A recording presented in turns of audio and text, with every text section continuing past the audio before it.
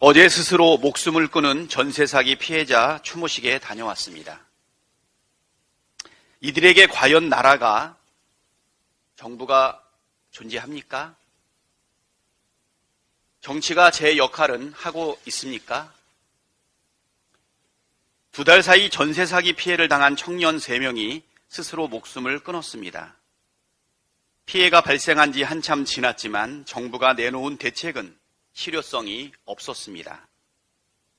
윤석열 정부 출범 이후 총 4차례 22개에 달하는 전세 사기 대책 발표가 있었지만 3월 29일 발표 이후에만 2명이 목숨을 끊었습니다.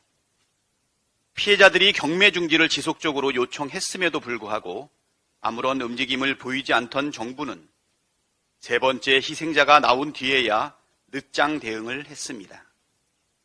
정부가 신속하게 조치를 취했다면 추가 희생을 막을 수 있었다는 점에서 윤석열 정부와 대통령은 책임을 통감하고 유가족과 피해자들에게 진심 어린 사과를 하기를 촉구합니다. 지금은 사전 예방 중심의 생색내기식 대책이 필요한 때가 아닙니다. 피해자들에게는 당장의 피해를 구제할 신속한 지원이 시급하고 절실합니다. 피해자들이 요구하는 물건에 경매 보류를 포함해서 전세금 선지원 후 구상권 청구, 조건 없는 저리대출, 소액 임차인 병의 상향 현실화와 최우선 변제금액 인상 등의 조치를 즉시 취해야 합니다. 또한 깡통전세 주택의 공공매입과 피해 구제를 위한 깡통전세 특별법을 제정해야 합니다.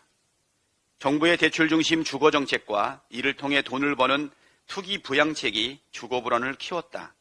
세입자들의 잇따른 죽음은 정부 정책에 기인한 사회적 타살이다라는 피해자들의 목소리에 정부가 진심으로 귀를 기울이고 책임을 다하기를 바랍니다.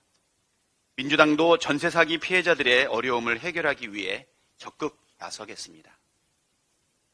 발 없는 말이 천리를 간다는 소리는 들었지만 발 없는 녹음 파일이 방송국 같다는 말은 처음 들었습니다. 서울중앙지검이 어제 입장문을 내고 언론에 보도된 녹음 파일이 검찰에서 제공한 것이 아니라고 주장했습니다. 참 희한합니다. 그 녹음 파일은 검찰이 확보한 휴대폰에서 나온 것이고 휴대폰 주인은 구속 수감 중인데 검찰이 제공하지 않았다면 누가 제공했다는 것입니까? 그동안 보인 수사 행태를 보면 검찰을 의심할 수밖에 없는 충분한 이유가 있다는 사실을 검찰은 똑똑히 알아야 할 것입니다. 피의사실 공표와 공무상 비밀 누설로 수차례 고발당했다는 사실도 기억하길 바랍니다. 일말의 정치적 고려도 있을 수 없다는 검찰의 주장이 신뢰를 받으려면 피의사실 공표 행위 먼저 사라져야 할 것입니다. 주 69시간 노동, 다음은 서민 증세입니까? 정부가 서민을 위한 각종 조세특례 제도를 손보겠다고 나섰습니다. 기획재정부가 올해 13건을 이미 심층평가 대상으로 선정했는데 하필이면 근로장려금, 월세 세액공제, 무주택 근로자에 대한 주택자금 특별공제, 청년 우대형 주택 청약저축 비과세 같이 모두 서민들을 위한 제도들입니다. 그 때문에 이미 심층평가를 핑계로 이 제도들을 폐지하거나 축소하려는 것 아니냐는 의심이 커지고 있습니다. 초부자와 대기업들에겐 세금을 깎아주고 정작 세수가 부족하니 서민들에게서 세금을 더 쥐어짜내겠다는 발상이 아니냐는 것입니다. 기재부는 해당 과제들의 축소나 폐지를 계획한 바 없다고 부인했습니다. 그러나 그동안 정부가 보여온 행보와 오락가락 언행을 보면 이 해명을 곧이곧대로 믿기 어렵습니다. 주 69시간 노동이 대표적입니다.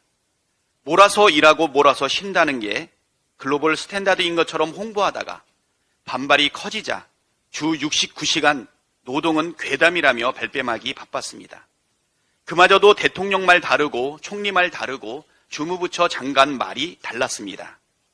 그럼에도 정부는 여전히 미련을 버리지 않고 있습니다. 입법 예고기간이 끝났는데도 이례적으로 의견 수렴을 더 이어가기로 했습니다. 주 69시간 노동을 폐기하지 않고 버티다가 강행하겠다는 의중으로 보입니다. 하나를 보면 열을 안다고 이러니 서민 증세도 강행하겠다는 것 아닌지 의심하게 되는 것입니다. 세수 감소는 정부의 정책 실패로 인한 결과이지 서민들의 잘못 때문이 아닙니다. 마른 수건 짜듯 서민을 쥐어짜서 채워 넣을 생각은 버리십시오.